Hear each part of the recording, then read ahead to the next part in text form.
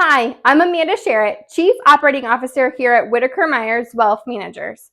Welcome back to our Question of the Week video. This week's question comes to us from Michelle in Destin, Florida, and her question is, what are Ramsey's 4 categories of investing and how do I compare them to an index? So if you've listened to the Ramsey show or listened to or read our content, or maybe you've met with us, you have probably heard about the 4 categories.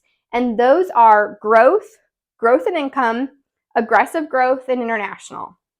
But if you're looking at your 401k fund option list, you're not going to see those categories on there.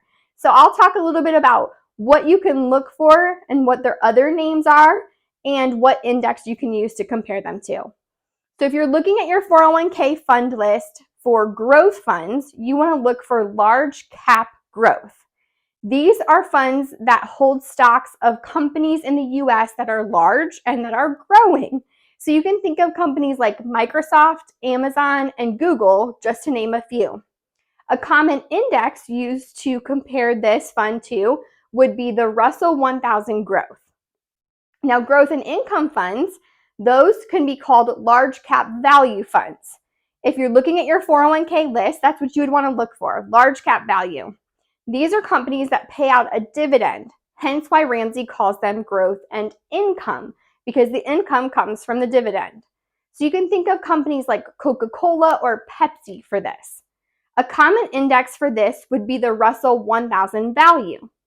Now, when our Chief Investment Officer does his weekly market video, he always gives the return for the S&P 500.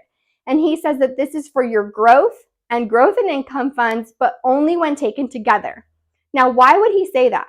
Well, it's because the S&P 500 is made up of 500 of the largest companies in the US that fall into both the large cap value and large cap growth categories. So growth and income and growth. So if you're comparing only your growth fund, it would not be apples to apples. The same is true for if you're comparing your growth and income fund to the S&P 500. It would not be apples to apples. So remember that it's different companies that are made up of the S&P 500 than what would be in your growth only or your growth and income only. So if you want to compare and see how your growth fund is doing, you should use that Russell 1000 growth.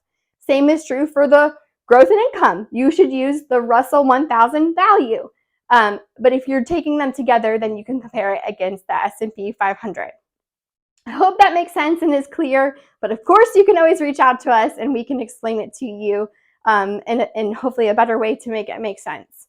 The aggressive growth category, if you're looking at your 401k fund list, that is going to be your small cap or mid cap funds. So these are, Dave calls them the wild child because they are funds made up of companies that are much smaller or mid-size. So they're maybe just getting started and they can, really take off and do really well, or they could go out of business, right? And we hope that that is not the case.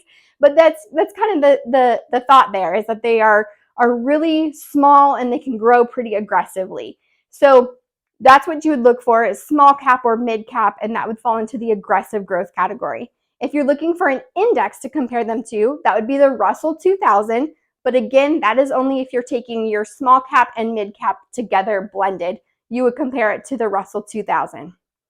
Now, the 4th category is international, and that is just international. So you would think of companies that are outside of the US. We certainly use the products here in the United States, but the companies are based outside of the US.